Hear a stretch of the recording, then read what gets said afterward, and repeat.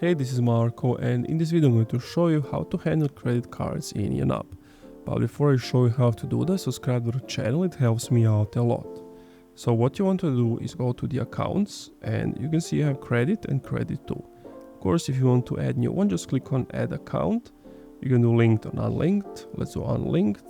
Let's just give it name credit 3 and how much you have on it. Click on next. Then you want to figure this out for yourself, how and when you want to pay it. And as you can see, now it's been added.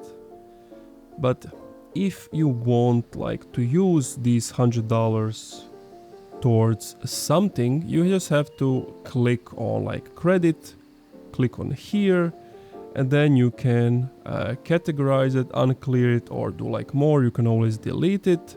You can categorize it, add it to credit, and then it's here. But basically the credit I just added it to is a category I created, so it's easier for me to know what I have done and what I haven't done.